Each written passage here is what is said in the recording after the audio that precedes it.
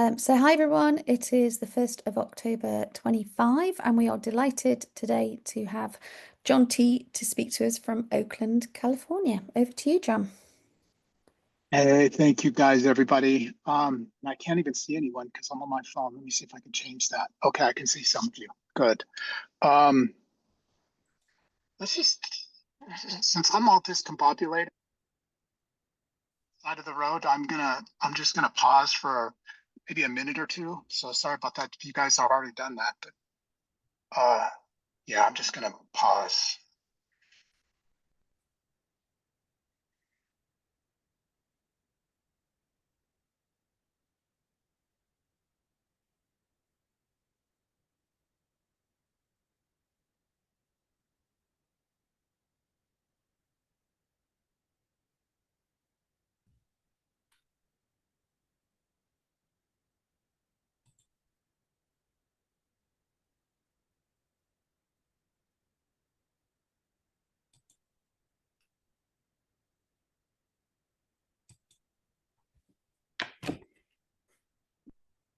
Thank you guys. So I'll just start off. My name is John. I'm definitely a compulsive reader, definitely a sugar addict. Still crazy, although I can't be 5150, so I can say that. They can't. I I'm no longer suicidal, so they can't. You know, put me in custody for that. I'm no longer. I don't want to kill anybody. I don't want to hurt anybody. So, and I can take care of. With God's help and your help, I can take care of myself. So I can no longer be 5150. For a long time, I could have been, and probably should have been. So say that. Uh, Yeah, food worked. It just worked. It worked. It was what I needed from the time I was a little boy. I remember going to this one restaurant. It was a Mexican restaurant in Pittsburgh, California, and I was a little kid, and the owners would just put a bag of candy in this little brown paper bag for my sister and I. Just a nice jacket, dude, nice. And my eyes would just get big, and I would be so happy because I was get this big bag of candy because I was older than my sister, and I was a brat and manipulative, and I was going to get most of it. And my dad just would take the bag away and say thank you, and I would never see the bag again. I don't know if he ate it or what, but and that's from a very young age. I've always loved food. I thought food was the answer. It was the answer. It's what I needed. But I didn't understand that. I wouldn't have been able to put that kind of words. I actually thought food was the problem. I was like, oh my God, why can't I stop eating? Why am I always eating when I don't want to? I want to lose weight. Why am I eating all the time? And then I need to share that this is a spiritual program. And what I'm saying is it's just me, just my experience, strength, and hope. So if you don't get anything, that's okay. Uh, there's going to be other speakers. By the way, there's a lot of really good speakers at this. This is a great meeting. I love this meeting. Uh, yeah. Anyway, so um, when I was 17, I actually got the physical part of this disease. You know, and I'm speaking for me. I understand that we Overeaters Anonymous is a big tent, so it can accommodate a variety of food plans. Something that I can't eat, you guys might be able to eat. Stuff that I may be able to eat might kill you. So it's a subtle disease in that regard. But anyway, for me, I need to stay away from flour and sugar. And I found that out when I was 17 years old. I found this diet. I did all kinds of different diets, did all kinds of different stuff. They worked and then they didn't. This diet worked. It said no sugar, no flour, 3 meals a day. And I did it. And I lost all the weight, all of it. I was a normal weight. I looked like a normal Mexican American young teenager. I looked normal and I couldn't handle it. I couldn't handle the sexuality. I couldn't handle competition with the boys because I was, instead of big guy, I was now like a regular size. Um, I just couldn't cope. And I wouldn't even be able to tell you this at the time, but I just emotionally, I couldn't handle any of that stuff. I need to say this as well, that since I was doing food from such a young age, and I was taught in school that we are arrested when we start our addictions. Whenever we started our addictions, that's where we get arrested emotionally, developmentally, or it gets stunted. Well, for me, I was about 1 or 2 years old, so I was not prepared or capable of handling dating or any of that kind of stuff. I did a lot of fantasizing, just a tremendous amount, but actually go out there and do any of that stuff, it was just not for me. Um, so I couldn't handle it. I couldn't handle being a normal weight and everyone treating me very differently. So I quickly had to put that weight back on, uh, and I did. I put the weight back. I needed that 100 pounds to just sort of keep people away from me. It was life was just too intense for me. So there's that. And then fast forward, fast forward, failed out of school, became a truck driver, continued to gain weight. Um, I always had a little bit of brakes on.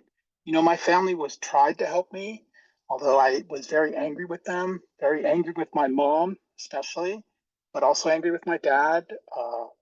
And you know what? They're good people. Perfect? No, no one's perfect. Everyone makes mistakes, but they were, they tried. They really did try. And I just didn't hear it. I couldn't hear it from them. So I was pretty angry with them. And then I live in the city that I live. Somebody shot me in the neck twice. Bam. And the significant because I survived that. Not many people survive stuff like that. I survived. Thank you. Grateful for that. But the other thing about that is once that happened, that governor switch, the thing that would slow me down, no longer slowed me down. I just went off in a. So I found OA. I found you guys. You guys were in San Francisco. I went to believe it or not, a 100 pounders meeting. It was a Tuesday night 100 pounders meeting. There was a woman there who I had absolutely nothing in common. She was a lot older, probably about my age or maybe a little bit older, not much. I had absolutely nothing with common with her. First of all, she was white. I'm not white. She was a woman. I'm not a woman. She lived in San Francisco. And for me, living in San Francisco was kind of exotic because I lived, you know, for a long time, I lived in Antioch, which is kind of the outskirts of the Bay Area. Kind of bumpkin-ish out there. And so I was living in Oakland, and so living in San Francisco, it's like, wow. And she was tiny. She was a normal weight, and she was Irish. I was like, I have nothing in common with her. Nothing in common with her. And she, by the way, she also dressed really nicely. I was not well dressed. I'm still dressing nicely, but she was well dressed.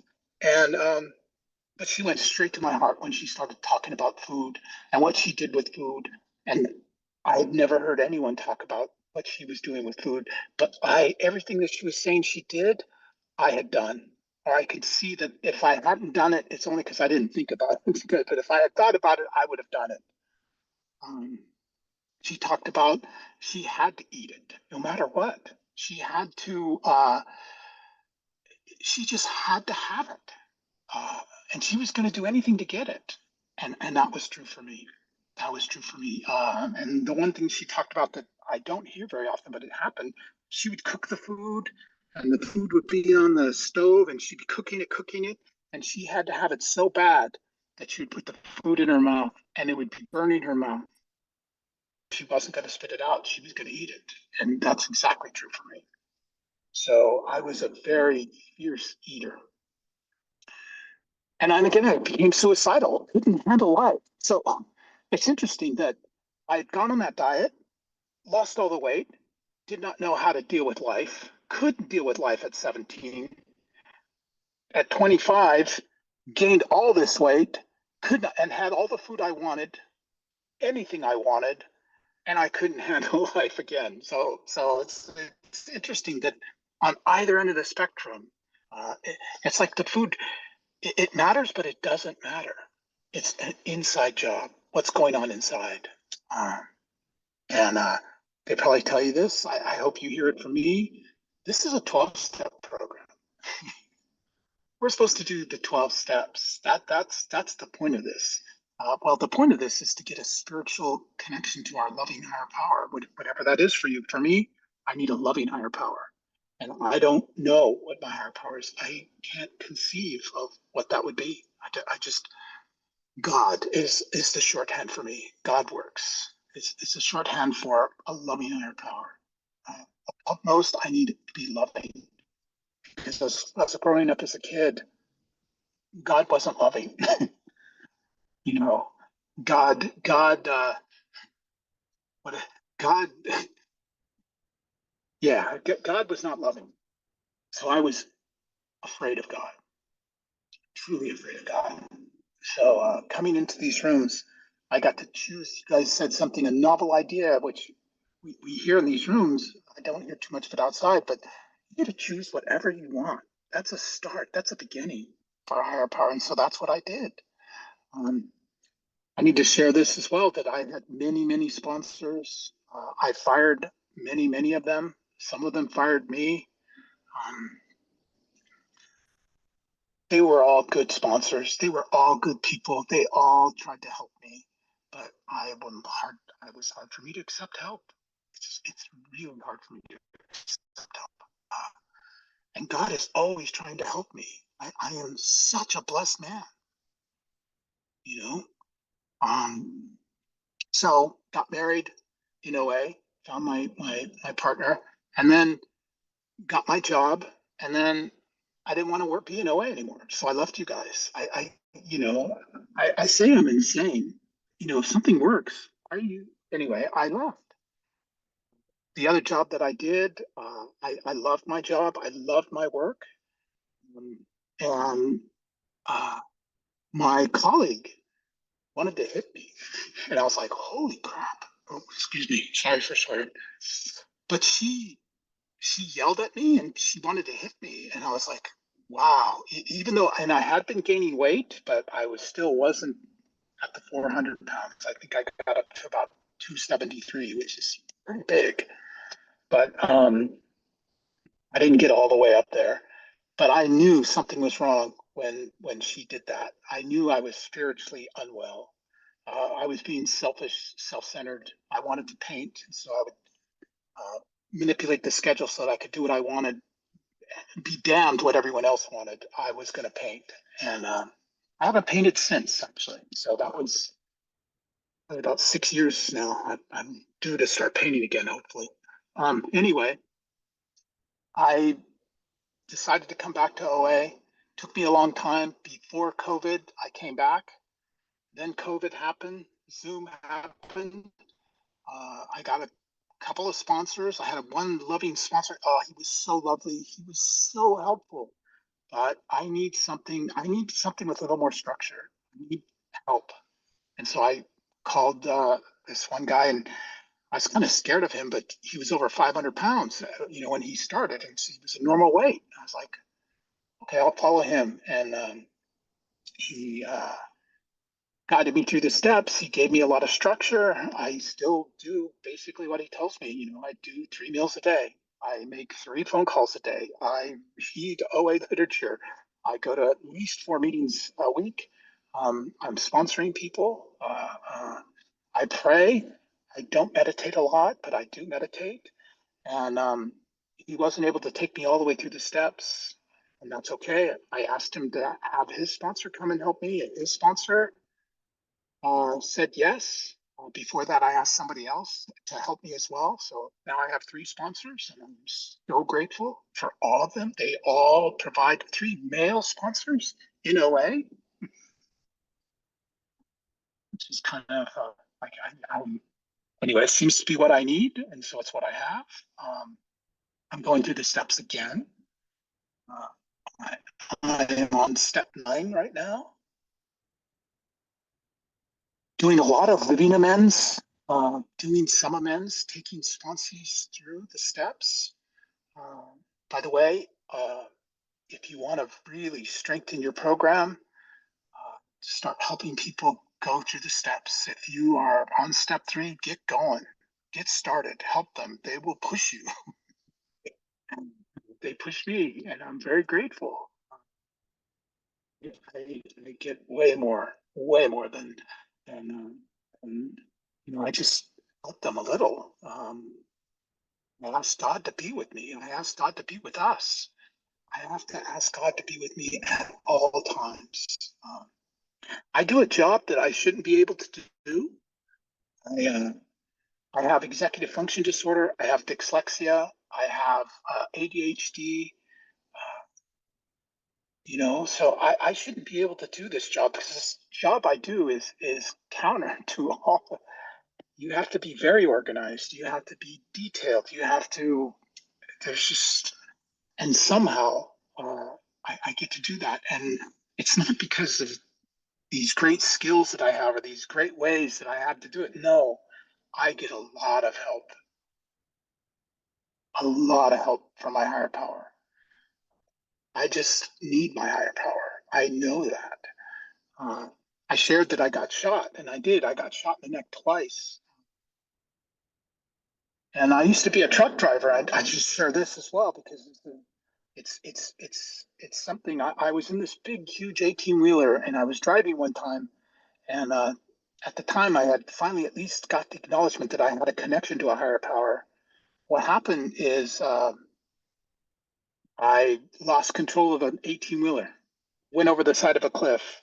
As I went over the side of the cliff, the 18 wheeler completely flipped over, crashed, um, went down an embankment.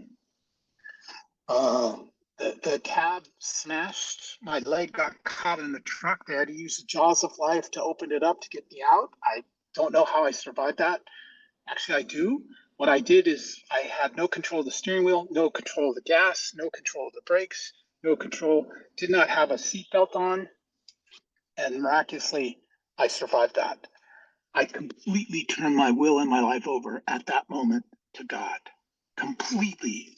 I had to let go completely, and I survived. I don't know.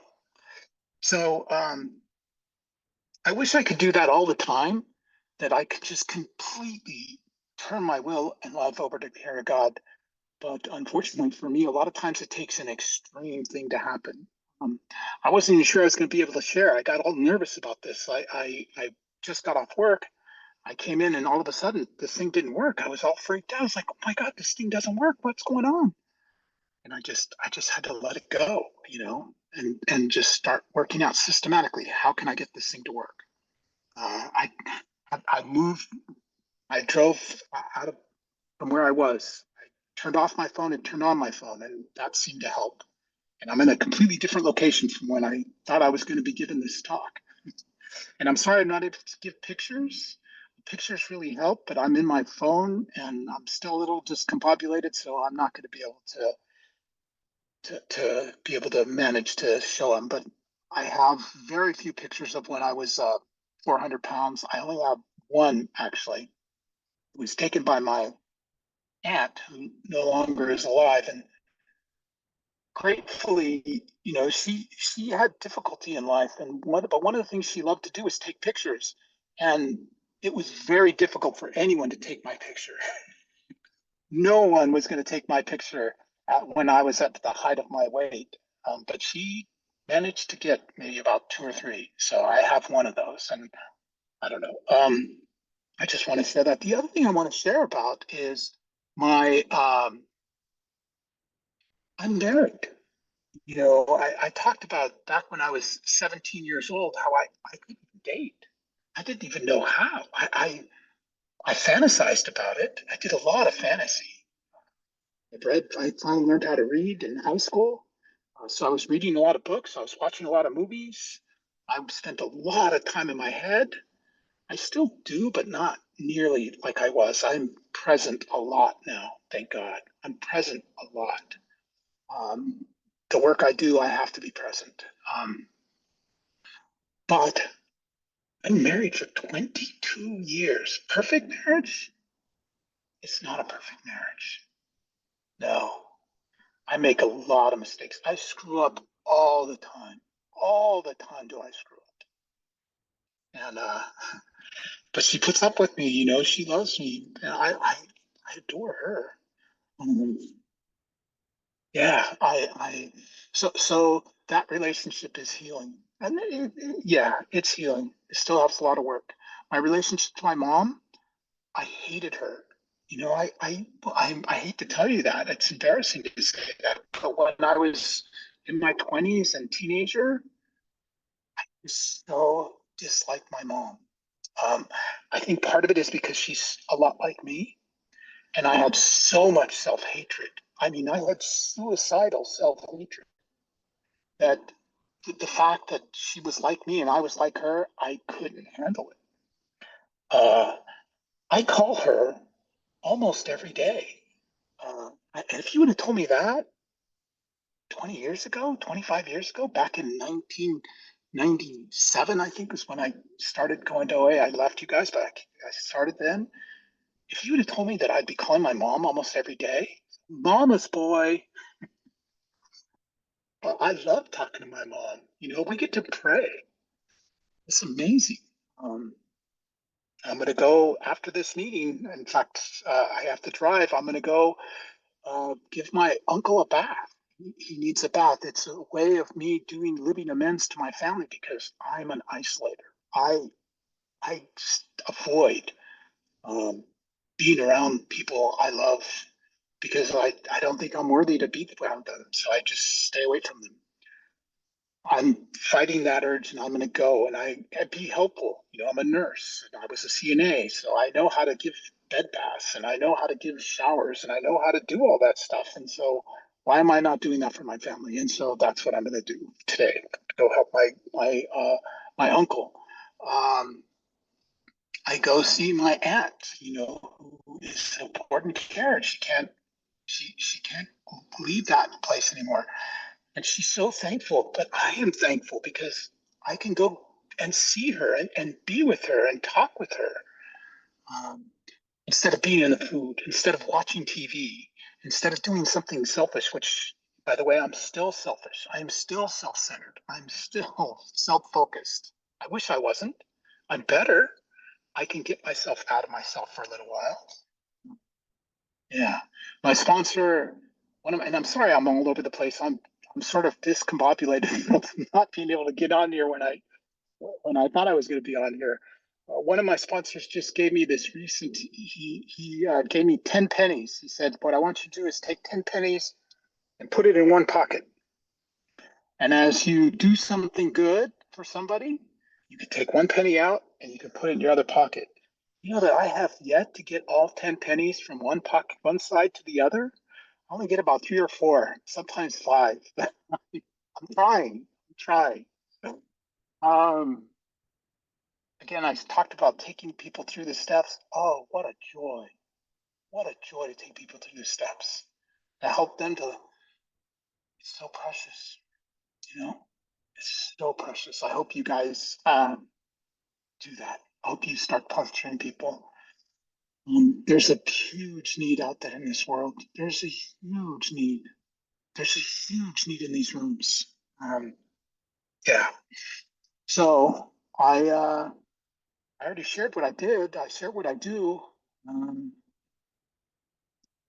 I'm able to say yes to life. The things that come up, I'm able to do. I'm going to go on Friday. I'm going to go to a concert to go. I'm not particularly, I don't love, I mean, music is nice. I like music. I can enjoy it, but I don't love music. My wife loves music, loves music.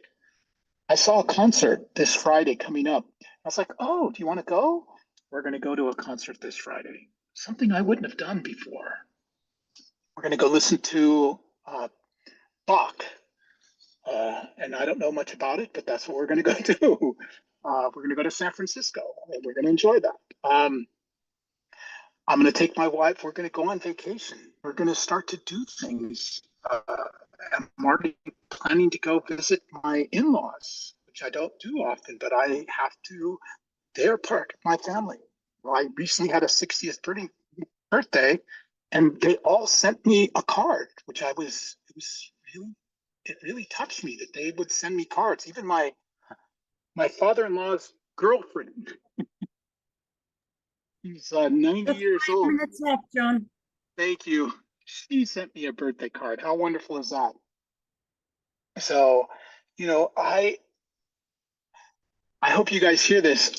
Feel like I'm the most blessed man. I should be dead multiple times. People have tried to, well, one person tried to kill me. I mean, really, he tried to kill me. I tried to kill myself. Um, I should have died in a truck accident. I should be dead, and I'm not. My loving higher power wants me here. Um, and I'm sure part of it is to be in these rooms and to help others. I know that's a part of what this is about. Uh, and I think we're almost set with time. I have to share this because it's my favorite, my most favorite part of the big book. I don't know if you guys will be able to see it. Let's see if I can put it in there. Show. Probably not. Oh well. It's page 132. And I don't know when I did this. It was years ago because this is an old book. It's kind of falling apart. But it's on page 132. It's right in the middle.